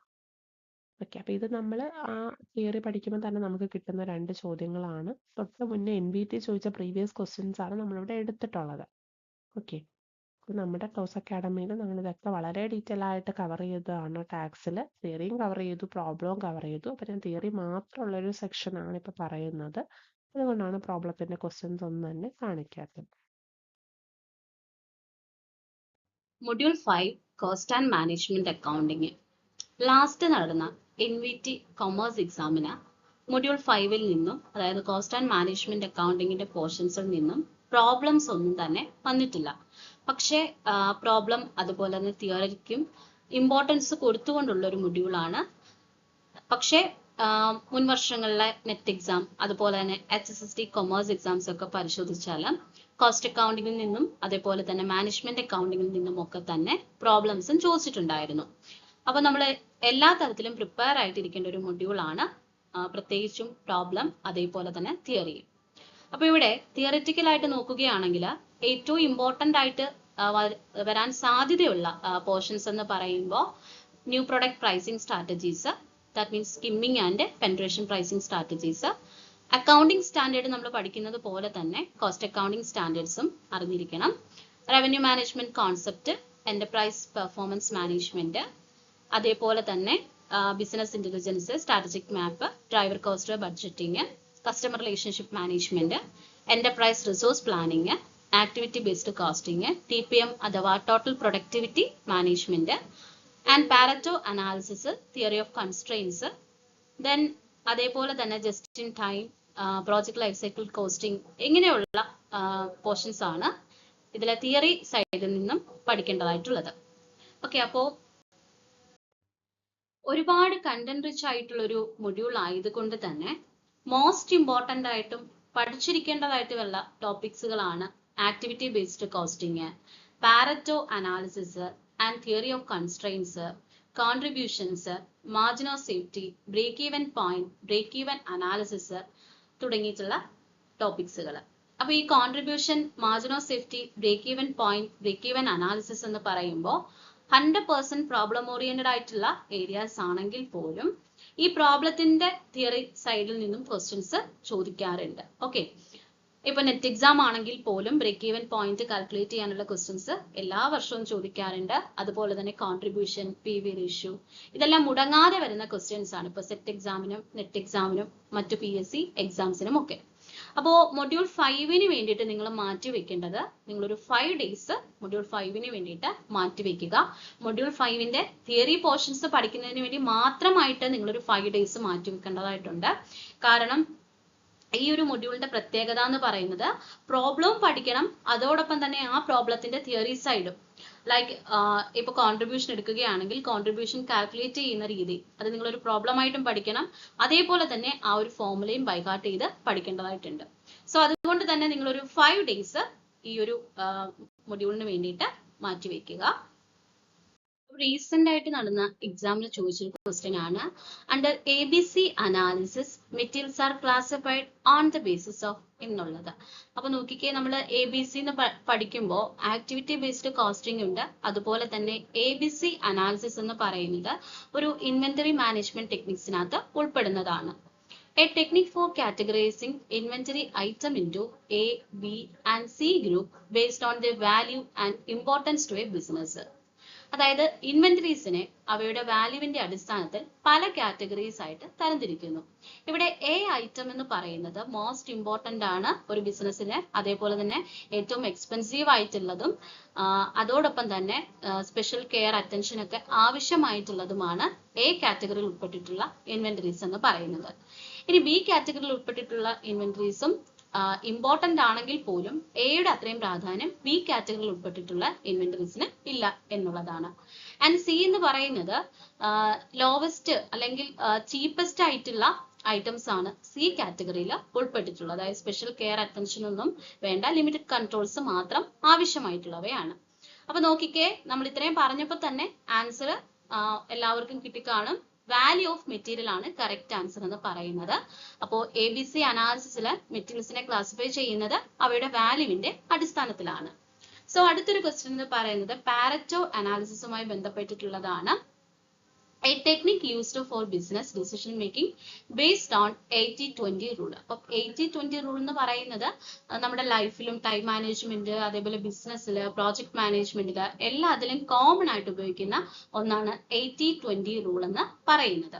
അതായത് ഒരു 80% ഓഫ് ഔട്ട്കം ലഭിക്കണമെന്നുണ്ടെങ്കിൽ നമ്മളൊരു 20% വർക്ക് ചെയ്യണം. ഫോർ എക്സാമ്പിൾ, നിങ്ങളുടെ ഒരു HSST എക്സാം പ്രിപ്പറേഷനിൽ തന്നെ നിങ്ങൾ ഏറ്റവും പ്രയോറിറ്റൈസ് ചെയ്ത് നിങ്ങളുടെ പ്രാധാന്യം, അതായത് ഈ ഒരു എക്സാമിന്റെ പ്രാധാന്യം അറിഞ്ഞ് നിങ്ങൾ ഒരു 20% പഠിച്ചാൽ പോലും നിങ്ങൾക്ക് അതിന് 80% ഔട്ട്കം ഉണ്ടാകും എന്നുള്ളതാണ് പറഞ്ഞിട്ടുള്ളത്. അപ്പം 80-20 ഈ ഒരു 20% എന്ന് പറയുമ്പോൾ മോസ്റ്റ് ഇമ്പോർട്ടന്റ് ആയിട്ടുള്ള ഐറ്റം ആയിരിക്കണം ഈ ഒരു 20% എന്ന് പറയുന്നത്. അവയെ ഫോക്കസ് ചെയ്യണം. അതേപോലെ തന്നെ മോസ്റ്റ് ഇമ്പാക്റ്റും അതേപോലെ തന്നെ ലീസ്റ്റ് എഫർട്ടും കൊടുക്കേണ്ട ഐറ്റംസിന് അല്ലെങ്കിൽ ആ ഒരു ടാസ്കുകൾക്ക് പ്രയോറിറ്റൈസ് ചെയ്യുക. അതേപോലെ തന്നെ ഏറ്റവും പ്രൊഡക്റ്റീവ് ആയിട്ടുള്ള ഇൻപുട്ടിനെ നോക്കി അവയെ ഫോക്കസ് ചെയ്യുക എന്നുള്ളതാണ്. ഓക്കെ, ഇപ്പൊ ഫോർ എക്സാമ്പിൾ പറയുകയാണെന്നുണ്ടെങ്കിൽ 20% കസ്റ്റമറിൽ നിന്നും വേണമെങ്കിൽ 80% സെയില് ഉണ്ടാകും അല്ലെ. അപ്പോ അതേപോലെ തന്നെ നേരെ തിരിച്ചും പറയാം, 20% കസ്റ്റമേഴ്സിൽ നിന്നും വേണമെങ്കിൽ 80% കംപ്ലൈൻസും ഒരു കമ്പനിക്ക് ഉണ്ടാകാം. അപ്പൊ നിങ്ങളുടെ ഒരു 20% എഫർട്ട് ഈ ഒരു 90 ദിവസം നിങ്ങൾ കൊടുത്തു കഴിഞ്ഞാൽ നിങ്ങൾക്ക് അതിൽ നിന്നും 80% ഔട്ട്കം ഉണ്ടാകും എന്നുള്ളതാണ് മറ്റൊരു സിമ്പിൾ ആയിട്ട് പറയുകയാണെങ്കിലുള്ള അർത്ഥം എന്ന് പറയുന്നത്. ഓക്കെ, അപ്പോൾ മൊഡ്യൂൾ 6 എന്ന് പറയുന്നത് advanced financial and corporate accounting ആണ്. മൊഡ്യൂൾ 6ന്റെ പോർഷൻസ് കവർ ചെയ്യുന്നതിന് വേണ്ടിയിട്ട് ഏകദേശം ഒരു 5 ഡേയ്സ് എങ്കിലും നമ്മൾ മാറ്റി വെക്കേണ്ടതായിട്ടുണ്ട്. തിയറി പോർഷൻസ് മാത്രം ഈ ഒരു 5 ഡേയ്സിൽ നിങ്ങൾക്ക് കംപ്ലീറ്റ് ചെയ്യാവുന്നതാണ്. അതോടൊപ്പം തന്നെ ഈ തിയറീസിന്റെ എല്ലാ ടോപ്പിക്കുകളും കൂടി ഉൾപ്പെടുത്തിക്കൊണ്ടുള്ള ഒരു റിവിഷനും നിങ്ങൾക്ക് കണ്ടക്ട് ചെയ്യാവുന്നതാണ്. സ്വമേധയാ തന്നെ നിങ്ങൾക്ക് ക്വസ്റ്റ്യൻ പേപ്പറിന്റെ സഹായത്തോട് കൂടിയിട്ട് റിവൈസ് ചെയ്യുക. അതേപോലെ തന്നെ മറ്റ് എക്സാംസിന്റെ ക്വസ്റ്റ്യൻ പേപ്പേഴ്സ് കൂടി ഒന്ന് റെഫർ ചെയ്യുക. ഓക്കെ, അപ്പൊ ഇവിടെ ബാക്കിയുള്ള ക്വസ്റ്റ്യൻസ് ഒക്കെ തന്നെ നമ്മൾ ഓൾറെഡി നേരത്തെ അപ്ലോഡ് ചെയ്ത ക്ലാസ്സുകളിൽ ഒക്കെ തന്നെ ഉൾപ്പെടുത്തിയിട്ടുണ്ടായിരുന്നു. പ്രത്യേകിച്ചും ക്വസ്റ്റ്യൻ പേപ്പർ ഡിസ്കഷൻസ് ഒക്കെ തന്നെ നടത്തിയിട്ടുണ്ടായിരുന്നു. അപ്പോ ഇപ്പോൾ വരുന്ന എല്ലാ എക്സാംസിനും ഹ്യൂമൻ റിസോഴ്സ് അക്കൗണ്ടിങ്ങിൽ നിന്നും ക്വസ്റ്റ്യൻസ് വരുന്നുണ്ട്. അപ്പൊ ലാസ്റ്റ് നടന്ന എക്സാമിന് വന്നൊരു ക്വസ്റ്റ്യൻ ആണ് Hermanson model of valuation of human resource asset is used. Answer വരുന്നത് പ്രസന്റ് വാല്യൂ മെത്തേഡ് ആണ്. ഓക്കെ, ഇവിടെ എംപ്ലോയീസിന്റെ പ്രസന്റ് വാല്യൂവിന്റെ അടിസ്ഥാനത്തിൽ അവരുടെ expected future wages and salaries ഒക്കെ തന്നെ കാൽക്കുലേറ്റ് ചെയ്യുന്നുണ്ട്. അപ്പൊ ഇവിടെ future wages and salaries calculate ചെയ്യുമ്പോൾ കറന്റ് പൊസിഷൻ, അതോടൊപ്പം തന്നെ അവരുടെ potential career progression within the company, ഇതെല്ലാം തന്നെ കൺസിഡർ ചെയ്തുകൊണ്ടാണ് എംപ്ലോയീസിന്റെ പ്രസന്റ് വാല്യൂവിന്റെ അടിസ്ഥാനത്തിൽ expected future wages and salaries calculate ചെയ്യുന്നത്. ഓക്കെ, അപ്പൊ ഇവിടെ ഹ്യൂമൻ റിസോഴ്സ് അസറ്റ് വാല്യൂ ചെയ്യുന്നത് പ്രസന്റ് വാല്യൂ മെത്തേഡിന്റെ അടിസ്ഥാനത്തിലാണ്. അതുപോലെ തന്നെ നമ്മുടെ മൊഡ്യൂൾ 7 നമുക്ക് കാണുമ്പോൾ തന്നെ അറിയാം കുറച്ച് വലിയ സിലബസ് ആയിട്ടാണ് ഇരിക്കുന്നത്. പക്ഷെ പഠിക്കാൻ എളുപ്പമാണ്. അതായത് നമ്മുടെ ഇന്റർനാഷണലൈസേഷനിലോട്ട് നമ്മൾ കടക്കുന്ന ആ ഒരു സ്റ്റേജസ് ഓഫ് ബിസിനസ്, അതിൻ്റെ മെത്തേഡ് ഓഫ് എൻട്രി, അതൊട്ട് നമ്മുടെ റീജിയണൽ ബ്ലോക്ക് വളരെ ഇമ്പോർട്ടൻ്റ് ആണ്. നാഫ്റ്റ, സാർക്ക്, ബ്രിക്സ്, ഒപ്പേക്ക്, അങ്ങനെ. പിന്നെ balance of payment, WTO, IBRD, exchange റേറ്റുകൾ, അതിൻ്റെ എക്സ്ചേഞ്ച് റേറ്റുകളുടെ മോഡല്, forward, future, international investment, international marketing തുടങ്ങിയ കാര്യങ്ങളാണ് ആ സിലബസിനകത്ത് വരുന്നത്. അപ്പം ഈ ഒരു സിലബസ് തന്നെ നമുക്കറിയാം, ഇത് പക്കാ തിയറി തന്നെയാണ്. മൊത്തത്തിൽ തിയറി വരുന്ന ഒരു മൊഡ്യൂളാണ് നമ്മുടെ module 7 international business and finance എന്ന് പറയുന്നത്. അപ്പം ഇതിൽ ആദ്യത്തെ 2 ദിവസം നമുക്ക് ബേസ് ആയിട്ടുള്ള stages of internationalisation, method of entry, economic integration എന്തൊക്കെയാണ്, അപ്പം അങ്ങനെയുള്ള കാര്യങ്ങളാണ് നമ്മൾ ആദ്യമായിട്ട് നോക്കുന്നത്. അതായത് എങ്ങനെയാണ് ഇന്റർനാഷണലൈസേഷൻ സ്റ്റേജസ്, ഏതൊക്കെ രീതിയിൽ, അതായത് നമുക്ക് മെർജറാണോ, അക്വിസിഷനാണോ, അല്ലെങ്കിൽ നമ്മൾ FDI, ഫോറിൻ ഡയറക്റ്റ് ഇൻവെസ്റ്റ്മെന്റ് ആണ്, ഏത് മെത്തേഡ് ഓഫ് എൻട്രി ആണ് നമ്മൾ നോക്കുന്നത്. പിന്നെ എക്കണോമിക് ഇന്റഗ്രേഷൻ്റെ ഡിഗ്രി ഓഫ് എക്കണോമിക് ഇന്റഗ്രേഷൻ തുടങ്ങിയ കാര്യങ്ങൾ പഠിച്ചു കഴിഞ്ഞാൽ പിന്നെ നമ്മൾ റീജിയണൽ ബ്ലോക്കിലോട്ട് വരിക. വളരെ ഇമ്പോർട്ടൻ്റ് ആണ് നാഫ്റ്റ, സാർക്ക്, ആസിയൻ, ബ്രിക്സ്, ഒപ്പേക്ക്, ഇതിൻ്റെയൊക്കെ ഇയർ ഓഫ് എസ്റ്റാബ്ലിഷ്മെൻറ്റോടു കൂടി നമ്മൾ പഠിക്കുക. വേൾഡ് ബാങ്കും അതിൻ്റെ അഫിലിയേറ്റ്സും അതിൻ്റെ ഫങ്ഷൻസ് ഓക്കെ, പിന്നെ നമുക്ക് 2 ദിവസം ഡെപ്പോസിറ്റ് റെസിപ്റ്റുകളുണ്ട്. ADR, GDR, IDR. പിന്നെ എക്സ്ചേഞ്ച് റേറ്റുകളും, എക്സ്ചേഞ്ച് റേറ്റിന് അതിൻ്റെ മോഡലും കാര്യങ്ങളൊക്കെ ഉണ്ട്. എക്സ്ചേഞ്ച് റേറ്റ് ബിഹേവിയറും കാര്യങ്ങളും. ബാലൻസ് ഓഫ് പേയ്മെൻ്റ് ഒരു ഇമ്പോർട്ടൻറ്റ് ടോപ്പിക് തന്നെയാണ്. ബാലൻസ് ഓഫ് പേയ്മെൻറ്റിൽ എന്തൊക്കെ ടൈപ്പ് ഓഫ് അക്കൗണ്ടുകൾ വരുന്നുണ്ട്, അതെപ്പോഴാണ് ഡിസെക്വിലിബ്രിയം എന്ന് പറയുന്നത്, എങ്ങനെയാണ് ഡിസെക്വിലിബ്രിയം കറക്റ്റ് ചെയ്യാം തുടങ്ങിയ കാര്യങ്ങൾ. പിന്നെ ലാസ്റ്റ് 2 ദിവസം നമുക്ക് നമ്മുടെ ഒഴിച്ചുവിടാനാവാത്ത കുറച്ച് തിയറീസ് ഉണ്ട്. എന്താണ് എക്സ്പോഷർ, ഇന്റർനാഷണൽ ഇൻവെസ്റ്റ്മെന്റ് എന്താണ്, സ്വിഫ്റ്റ്, ഇന്റർനാഷണൽ മാർക്കറ്റിംഗ്, അങ്ങനെ നമുക്ക് ജസ്റ്റ് വായിച്ചു പോകാൻ പറ്റുന്ന കുറച്ച് ടോപ്പിക്കുകൾ നമ്മൾ ലാസ്റ്റ് ഡേ എടുക്കുക. അതിനോടൊപ്പം നമ്മൾ മുന്നേ പഠിച്ചത് റിവൈസ് ചെയ്യുക. ഇത്രയും ഏരിയാസ് ആണ് നമുക്ക് വിട്ട് കളയാൻ പറ്റാത്തത്. നമുക്കൊരു 80 ദിവസം തന്നെ മതിയാവും പഠിക്കാനായിട്ട്. അപ്പോൾ ഇതിൽ നമുക്ക് പലപ്പോഴും ചോദിക്കാറുള്ളതാണ് low degree of economic integration ആർക്കാണ്, ഹൈ ഡിഗ്രി ആർക്കാണ്. ഇപ്പം നമ്മൾ ഏതാണ്, നമുക്ക് കസ്റ്റംസ് യൂണിയൻ ആണോ, കോമൺ മാർക്കറ്റ് ആണോ, അങ്ങനെയുള്ള നമ്മൾ ആ ഓപ്ഷനിൽ നിന്ന് സെലക്ട് ചെയ്യാം. ദെൻ ഇൻ്റർനാഷണലൈസേഷൻ്റെ സ്റ്റേജസ് വെച്ചിട്ട് ക്വസ്റ്റ്യൻ ചോദിക്കുക. MNC ആണോ, ട്രാൻസ്നാഷണൽ കമ്പനി ആണോ, അങ്ങനെ.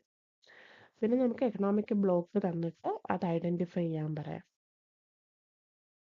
അതായത് ചിലപ്പോൾ നമുക്ക് ഈ പറയുന്ന എക്കണോമിക് ഇൻ്റഗ്രേഷന് തന്നെ പലതിൻ്റെ ഫീച്ചേഴ്സ് വന്നിട്ട് ഇത് കസ്റ്റംസ് യൂണിയൻ ആണോ, ഇത് കോമൺ മാർക്കറ്റ് ആണോ, അങ്ങനെയും ചോദിക്കാം. പിന്നെ എക്സ്ചേഞ്ച് റേറ്റ് തന്നെ മോഡലുകളുണ്ട് എക്സ്ചേഞ്ച് റേറ്റിൻ്റെ, അതിൻ്റെ അസഷൻ ടൈപ്പ് വരാം.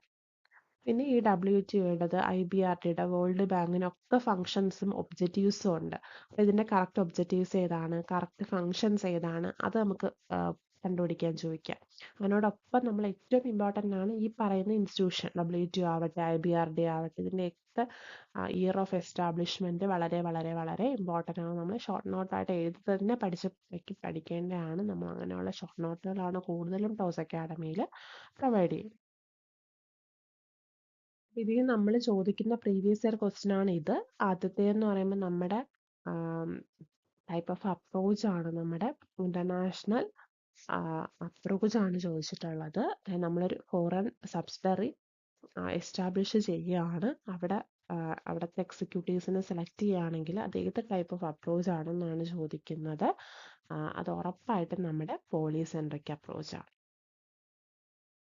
അതുപോലെ തന്നെ ഞാൻ നേരത്തെ പറഞ്ഞ IBRDയുടെ ഒബ്ജക്റ്റീവ് അല്ലാത്തതാണ്, not funding objective of IBRD എന്നാണ് പറയുന്നത്. ഇപ്പോൾ അതും വരുന്നതെന്ന് പറയുമ്പോഴത്തേക്ക് നമുക്ക് IBRD പ്രൊവൈഡ് ചെയ്യുന്ന ലോങ് ടേം അസിസ്റ്റൻസ് ആണ്, ഷോർട്ട് ടേം അസിസ്റ്റൻസ് അല്ല.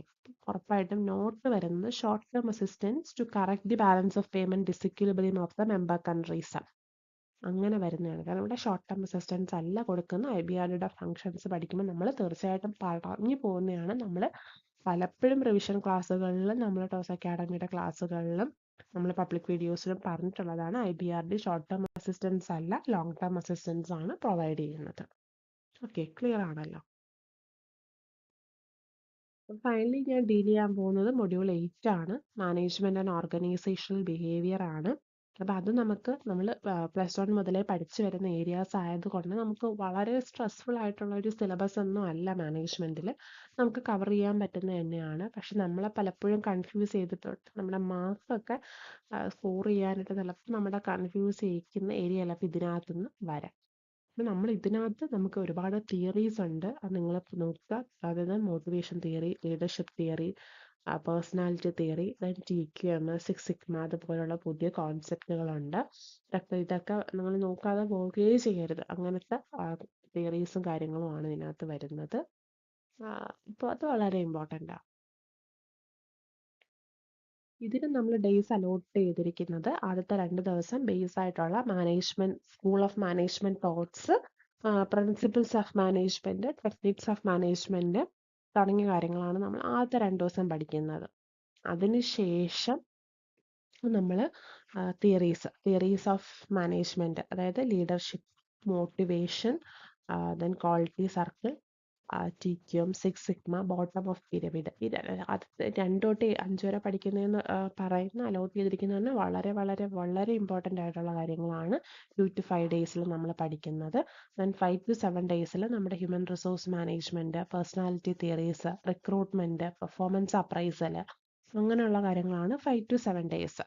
ദെൻ ലാസ്റ്റ് 7th ഡേ നമ്മൾ ഓർഗനൈസേഷണൽ ഡെവലപ്മെൻറ്റിനെ കുറിച്ചും ക്വാളിറ്റി ഓഫ് വർക്ക് ലൈഫ് QWLനെ കുറിച്ചും ബെഞ്ച് മാർക്കിങ്ങിനെ കുറിച്ചും ഒക്കെയാണ് പഠിക്കുന്നത് ലാസ്റ്റ് 7th ഡേ.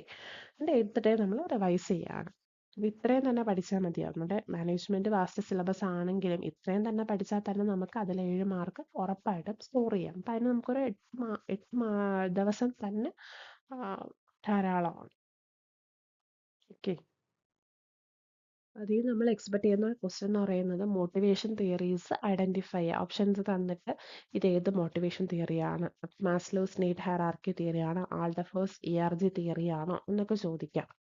അതുപോലെ തന്നെ നമുക്ക് ജോബ് അനാലിസിസ്, ജോബ് ഇവാലുവേഷൻ, ഇതൊക്കെ സ്റ്റേറ്റ്മെന്റ് ഫോമിലുള്ള ക്വസ്റ്റ്യൻസ് ആയിട്ട് തരാം. ദെൻ എക്സാമ്പിൾസ്, റിക്രൂട്ട്മെന്റ്, അതായത് ഇന്റേണൽ റിക്രൂട്ട്മെന്റ് ആണോ എക്സ്റ്റേണൽ റിക്രൂട്ട്മെന്റ് ആണോ എന്നുള്ള കാര്യങ്ങൾ എക്സാമ്പിൾസ് എന്ന് ചോദിക്കാം. പിന്നെ ഗ്രൂപ്പ് ഡെവലപ്മെന്റിന്റെ സ്റ്റെപ്സ് ഉണ്ട്. ഓക്കെ, അപ്പോൾ അത് നമുക്ക് പലപ്പോഴും സീക്വൻസ് ആയിട്ട് അറേഞ്ച് ചെയ്യാനൊക്കെ ചോദിച്ചിട്ടുണ്ട്. പിന്നെ നമുക്ക് HRMന്റെ ഫങ്ഷൻസ് ചിലപ്പോൾ സ്റ്റേറ്റ്മെന്റ് ഫോമിൽ തന്നിട്ട് കറക്റ്റ് ഒബ്ജക്റ്റീവ് ഏതാണ്, കറക്റ്റ് ഫങ്ഷൻ ഏതാണ് എന്ന് ചോദിക്കാം.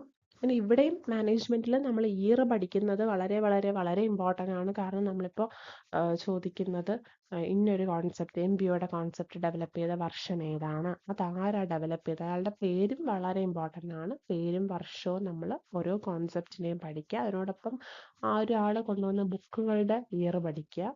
ഇയർ പഠിക്കുക എന്നുള്ളത് മാനേജ്മെന്റിൽ അനിവാര്യമായിട്ടുള്ള ഒരു കാര്യമാണ്.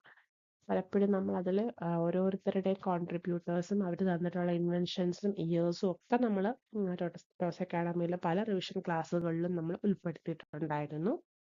ഓക്കെ, ഇല്ല, ഇതിൽ നമ്മൾ പ്രീവിയസ് ക്വസ്റ്റ്യൻ എടുത്തിട്ടുള്ളതിനകത്ത് നമ്മൾ എടുത്തിട്ടുള്ളത് ഒരു മോട്ടിവേഷണൽ തിയറി തന്നെയാണ്. മോട്ടിവേഷണൽ തിയറിയിൽ മോട്ടിവേറ്റിംഗ് ഫാക്ടർ ഏതാണെന്നാണ് ചോദിക്കുന്നത്. ഹെൻസൻബർഗിന്റെ മോട്ടിവേഷൻ ഫാക്ടർ ഏത് എന്നാണ് ചോദ്യം. ഇതിൽ വരുന്നത് വർക്കാണ് നമ്മൾ മോട്ടിവേറ്റിംഗ് ഫാക്ടറായിട്ട് എടുത്തിട്ടുള്ളത്. അതുപോലെ തന്നെ ഇവിടെ നമ്മുടെ സ്കൂൾ ഓഫ് മാനേജ്മെന്റ്, അത് മാനേജ്മെന്റ് അപ്രോച്ചുകളുണ്ട് അല്ലേ, അപ്രോച്ചുകളെ പറ്റി പറയുന്നുണ്ട്. അപ്പോൾ നമുക്ക് എല്ലാ സിറ്റുവേഷനും സ്യൂട്ടബിൾ അല്ല എല്ലാ ആക്ഷനും എന്ന് പറയുന്ന അപ്രോച്ച് ഏതെന്നാണ് ചോദിച്ചിട്ടുള്ളത്. അത് നമ്മുടെ കണ്ടിൻജൻസി അപ്രോച്ച് അഥവാ സിറ്റുവേഷണൽ അപ്രോച്ച് ആണ് അതിൻ്റെ ആൻസർ ആയിട്ട് വരുന്നത്. ഓക്കെ, അപ്പോൾ ഇങ്ങനെയാണ് നമ്മൾ ഓരോ തിയറി ബേസ്ഡ് പ്ലാനറും നമ്മൾ നിങ്ങൾക്ക് വേണ്ടി ഡെവലപ്പ് ചെയ്തിരിക്കുന്നത്. എല്ലാം നിങ്ങളുടെ ഒരു കൺവീനിയൻസിന് വേണ്ടിയിട്ടാണ് നമ്മൾ ഇങ്ങനെ വളരെ ഡീറ്റെയിൽ ആയിട്ട് ഓരോ സിലബസിൽ നിന്നും ഇമ്പോർട്ടൻ്റ് ആയിട്ടുള്ള ഏരിയാസ് പിക്ക് ചെയ്ത് അതിൽ നിന്ന് വരുന്ന എക്സ്പെക്റ്റഡ് ക്വസ്റ്റ്യൻസ് നിങ്ങൾക്ക് എങ്ങനെയാണെന്ന് കാണിച്ചു തന്ന് അതിനോടൊപ്പം അതുമായിട്ട് റിലേറ്റ് ചെയ്തിട്ടുള്ള പ്രീവിയസ് ക്വസ്റ്റ്യൻസും കാണിച്ച് നിങ്ങളുടെ അതിനു വേണ്ടി പ്രാപ്തരാക്കുക എന്നുള്ളതായിരുന്നു നമ്മുടെ ഉദ്ദേശം എന്ന് പറയുന്നത്. ഓക്കെ, മൊഡ്യൂൾ 2 കഴിഞ്ഞാൽ തിയറി മാത്രം ഉൾപ്പെടുന്ന ഒരു മൊഡ്യൂളാണ് മൊഡ്യൂൾ 9 എന്ന് പറയുന്നത്, corporate governance and business ethics എന്ന് പറയുന്നത്. ഇവിടെ തിയറിയുടെ പോർഷൻസ് എന്ന് പറയുമ്പോൾ ഏറിയ പങ്കും കോർപ്പറേറ്റ് ഗവേണൻസ്, അതായത് നമ്മുടെ കോർപ്പറേറ്റ് ഗവേണൻസുമായി ബന്ധപ്പെട്ടിട്ടുള്ള തിയറീസ്, അതേപോലെ തന്നെ മോഡൽസ്, കോൺസെപ്ച്വൽ ഫ്രെയിംവർക്കും ലീഗൽ ഫ്രെയിംവർക്കും അഡ്മിനിസ്ട്രേറ്റീവ് ഫ്രെയിംവർക്ക്, അതേപോലെ തന്നെ SEBI guidelines, clause 49, then companies ആക്ടിൽ വന്നിട്ടുള്ള അതായത് corporate social responsibility under companies act and green governance, executive and independent directors, executive and independent ഡയറക്ടേഴ്സിന്റെ appointment, remuneration, powers, duties and responsibilities and audit committee, then statutory officers and board committee. അതേപോലെ തന്നെ പുതിയ പല ടേമുകളും ഇതിലുണ്ട്, whistle blowing and corporate governance, role of ethics in business, law and ethics, ethics and value, important ethical principles in business and social audit. അപ്പൊ ഇത്രയും portions ആണ് ഇതിൽ കവർ ചെയ്യുന്നത്. കുറെ പുതിയ ടേംസുകൾ വരുന്നുണ്ടെങ്കിൽ പോലും വളരെ സിമ്പിൾ ആയിട്ട് നിങ്ങൾക്ക് പഠിക്കാൻ പറ്റിയ ഒരു മൊഡ്യൂളാണ് 9 എന്ന് പറയുന്നത്, corporate governance and business ethics എന്ന് പറയുന്നത്. ഏകദേശം 10 days നമ്മൾ ഈ ഒരു മൊഡ്യൂളിന് വേണ്ടിയിട്ട് മാറ്റി വെക്കേണ്ടതായിട്ടുണ്ട്. കാരണം പ്യുവർ തിയറി ബേസ്ഡ് ആയതുകൊണ്ട് തന്നെ ഇനി ഒരു ടൈം ഇതിനായിട്ട് മാറ്റി വെക്കേണ്ട, അതായത് പ്രോബ്ലം, തിയറി എന്നിങ്ങനെ സെപ്പറേറ്റ് ചെയ്ത് പഠിക്കേണ്ട. ഈ ഒരു തിയറി മാത്രം നിങ്ങൾ പഠിച്ചു പോയി കഴിഞ്ഞാൽ നിങ്ങൾക്ക് ഈ ഒരു മൊഡ്യൂളിൽ നിന്നുള്ള 7 മാർക്ക് സ്കോർ ചെയ്യാൻ സാധിക്കും. ഓക്കെ, അപ്പോൾ 10 days ആണ് നമ്മൾ ഈ ഒരു മൊഡ്യൂളിന് വേണ്ടിയിട്ട് മാറ്റി വെക്കേണ്ടതായിട്ടുള്ളത്. 1 to 3 days കൊണ്ട് നിങ്ങൾ കോർപ്പറേറ്റ് ഗവർണൻസിന്റെ ബേസിക്സ് തിയറീസ് ആയിട്ടുള്ള കോൺസെപ്ഷ്യൽ, ലീഗൽ, അഡ്മിനിസ്ട്രേറ്റീവ് ഫ്രെയിംവർക്ക്, അതുപോലെ തന്നെ കോർപ്പറേറ്റ് ഗവർണൻസുമായി ബന്ധപ്പെട്ടിട്ടുള്ള തിയറീസുകൾ, അതേപോലെ തന്നെ കോർപ്പറേറ്റ് ഗവർണൻസ് മോഡൽസുകൾ ഒക്കെ തന്നെ കവർ ചെയ്യാൻ ശ്രമിക്കുക. ആൻഡ് 3 to 5 ഡേയ്സിനുള്ളിൽ നിങ്ങൾ SEBI guideline and clause 49 വളരെ ഇമ്പോർട്ടന്റ് ആണ് ഈ ഒരു പോർഷൻസ് എന്ന് പറയുന്നത്.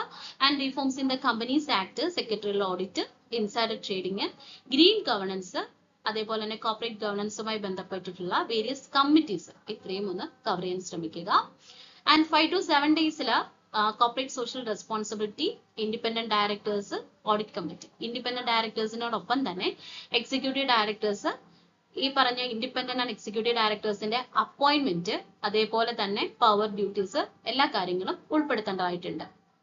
ആൻഡ് ലാസ്റ്റ് 3 ഡേയ്സിൽ നിങ്ങൾ ലോ ആൻഡ് എത്തിക്സും, ബിസിനസ് ലോ ആൻഡ് എത്തിക്സും അതോടൊപ്പം തന്നെ റിവൈസ് ചെയ്യാനും മറക്കണ്ട. അപ്പോൾ ബിസിനസ് ലോ ആൻഡ് എത്തിക്സ് എന്ന് പറയുമ്പോൾ നമുക്ക് വളരെ കോമൺ ആയിട്ട് അറിയാവുന്ന പല കാര്യങ്ങളുമാണ് അതിൽ ഉൾപ്പെട്ടിട്ടുള്ളത്. പക്ഷെ റീസെന്റ് ആയിട്ടുള്ള കാര്യങ്ങൾ എന്ന് പറയുമ്പോൾ വിസിൽ ബ്ലോയിങ്, അതേപോലെ തന്നെ ഗ്രീൻ ഗവർണൻസ് തുടങ്ങിയ കാര്യങ്ങളും കൂടി ഒന്ന് നിങ്ങൾ പഠിക്കേണ്ടതായിട്ടുണ്ട് ഈ ഒരു മൊഡ്യൂളിൽ നിന്ന്. ഇനി മോസ്റ്റ് ഇമ്പോർട്ടന്റ് എന്ന് പറയുകയാണെങ്കിൽ theories and models of corporate governance. അതിൽ ഓരോ തിയറീസ് കോൺട്രിബ്യൂട്ട് ചെയ്തിട്ടുള്ള വ്യക്തികൾ, ഇയർ, ഇതെല്ലാം ഉൾപ്പെടെ പഠിച്ചിരിക്കേണ്ടതാണ്. And SEBI guideline and clause 49, insider trading and green governance. ഇപ്പൊ ഗ്രീൻ ഗവർണൻസ് എന്ന് പറയുമ്പോൾ നിങ്ങൾക്ക് അറിയാം, ഗ്രീൻ എന്ന് പറയുമ്പോൾ എൻവയോൺമെന്റ് റിലേറ്റഡ് ആയിട്ട് വരുന്ന ഒരു ടേം ആണ്. അപ്പൊ ഗ്രീൻ ഗവർണൻസ് എന്ന് പറയുന്നത് ഒരു ഫേം പ്രോഫിറ്റ് ഉണ്ടാക്കുമ്പോൾ പോലും എന്ത് ചെയ്യണം, എൻവയോൺമെന്റിനെ പ്രൊട്ടക്ട് ചെയ്തുകൊണ്ട് വേണം പ്രോഫിറ്റ് ഏൺ ചെയ്യാൻ എന്നുള്ളതാണ്. And corporate social responsibility under companies act 2013, audit committee, whistle blowing and corporate governance. അപ്പോൾ വിസിൽ ബ്ലോയിങ് എന്ന് പറയുന്നത് ഇപ്പൊ ഒരു ഫേമിൽ വർക്ക് ചെയ്യുന്ന എംപ്ലോയി എന്തെങ്കിലും തരത്തിലുള്ള ഇല്ലീഗൽ ആയിട്ടുള്ളതോ അല്ലെങ്കിൽ കമ്പനിയുടെ എത്തിക്സിന് വിരുദ്ധമായിട്ടുള്ള പ്രവർത്തികൾ ചെയ്യുമ്പോൾ മറ്റുള്ള എംപ്ലോയീസിന്, മാനേജേഴ്സ്, അതേപോലെ തന്നെ എക്സ്റ്റേണൽ ബോഡീസിന്റെ അടുത്തോ ഇത് റിപ്പോർട്ട് ചെയ്യാൻ സാധിക്കും. അങ്ങനെ റിപ്പോർട്ട് ചെയ്യുന്നവരെയാണ് നമ്മൾ വിസിൽ ബ്ലോവർ എന്ന് അറിയപ്പെടുന്നത്. Okay, then executive directors. ഇത് ഇത്രയുമാണ് മോസ്റ്റ് ഇമ്പോർട്ടന്റ് ആയിട്ട് പഠിച്ചിരിക്കേണ്ട ടോപ്പിക്സ് എന്ന് പറയുന്നത്. ഓക്കെ, അപ്പൊ നമുക്ക് ഈ ഒരു മൊഡ്യൂളിൽ നിന്നും ക്വസ്റ്റ്യൻസ് ചെക്ക് ചെയ്യുകയാണെങ്കിൽ the arguments of stakeholder theory are based upon എന്നുള്ളതാണ് ഒരു ക്വസ്റ്റ്യൻ ആയിട്ട് വന്നിട്ടുള്ളത്. അപ്പോൾ സ്റ്റേക്ക് തിയറിയുടെ ആർഗ്യുമെന്റ്സ് എന്ന് പറയുമ്പോൾ ഒരു കമ്പനി എപ്പോഴും ആ കമ്പനിയുടെ എല്ലാ സ്റ്റേക്ക് ഹോൾഡേഴ്സിന്റെ ഇൻട്രസ്റ്റിനെയും കൺസിഡർ ചെയ്യണം. പ്രത്യേകിച്ചും എംപ്ലോയീസ്, കസ്റ്റമേഴ്സ്, സപ്ലയേഴ്സ്, കമ്മ്യൂണിറ്റീസ്, അതോടൊപ്പം തന്നെ എൻവയോൺമെന്റ്, ഇതെല്ലാം തന്നെ സ്റ്റേക്ക് ഹോൾഡേഴ്സ് ആണ്. ഒരിക്കലും ഷെയർ ഹോൾഡേഴ്സിനെ മാത്രമല്ല സ്റ്റേക്ക് ഹോൾഡേഴ്സിന്റെ ഇൻട്രസ്റ്റ് കൂടി എന്ത് ചെയ്യണം, കൺസിഡർ ചെയ്യണം എന്നുള്ളതാണ്. അപ്പൊ ഇവിടെ പറയുന്നത് സോഷ്യൽ കോൺട്രാക്ട് തിയറി ആണ് അതിന്റെ കറക്റ്റ് ആൻസർ എന്ന് പറയുന്നത്. ഓപ്പർച്യൂണിറ്റി കോസ്റ്റ് തിയറി എന്ന് പറയുന്നത് ഒരു എക്കണോമിക് സെൻസിൽ വരുന്ന ഒന്നാണ്. ട്രാൻസാക്ഷൻ കോസ്റ്റ് എന്ന് പറയുമ്പോൾ കോസ്റ്റ് എങ്ങനെ മിനിമൈസ് ചെയ്യുക എന്നുള്ള രീതിയിലാണ്. അപ്പൊ കറക്റ്റ് ആൻസർ എന്ന് പറയുന്നത് സോഷ്യൽ കോൺട്രാക്ട് തിയറിയാണ്. അടുത്തൊരു ക്വസ്റ്റ്യൻ വന്നിട്ട് where the chairman of the body is non-executive director but is related to any promoter, the proportion of independent directors should be included in the board as per the Companies Act 2013. Companies Act 2013 ഈ പറയുന്ന കമ്പനിയുടെ independent ഡയറക്ടേഴ്സിന്റെയും അതേപോലെ തന്നെ non executive ഡയറക്ടേഴ്സിന്റെയും ഒക്കെ തന്നെ proportion എന്ന് പറയുന്നത് at least half ആണ്. അപ്പൊ മൊഡ്യൂൾ 10ഉം പ്രോബ്ലത്തിനും തിയറിക്കും പ്രാധാന്യമുള്ള ഒരു മൊഡ്യൂളാണ്. നമ്മളൊരു 5 ഡേയ്സ് മൊഡ്യൂൾ 10നായിട്ട് മാറ്റിവെക്കേണ്ടതായിട്ടുണ്ട്. മൊഡ്യൂൾ 10 എന്ന് പറയുമ്പോൾ overall financing, investing and dividend decisions ആണ് കവർ ചെയ്യപ്പെടുന്നത്. അതിൽ നമുക്കിപ്പോ ഒരു പ്രോബ്ലം എന്നതിലുപരി തിയറിറ്റിക്കൽ ആയിട്ട് ഏറ്റവും ഇമ്പോർട്ടൻസ് കൊടുത്ത് പഠിക്കേണ്ട പോർഷൻസ് ആണ് capital structure theories, dividend decisions, management of working capital, cash management and risk adjusted discount methods. Module 10 പ്രാധാന്യം അർഹിക്കുന്ന മറ്റൊരു പ്രധാന ടോപ്പിക്കാണ് ലീസ് എന്ന് പറയുന്നത്. അപ്പൊ ലീസ് ഫിനാൻസിങ്ങും ഇമ്പോർട്ടൻസ് കൊടുത്ത് തന്നെ പഠിച്ചു പോകണം. ഇനി അടുത്തായിട്ട് നമുക്ക് ഈ ഒരു മൊഡ്യൂളിൽ നിന്നും വന്നിട്ടുള്ള ക്വസ്റ്റ്യൻസ് ഒന്ന് ചെക്ക് ചെയ്യാം. Permanent working capital requirement should be financed by long-term funds and temporary working capital requirement should be financed out of short-term funds.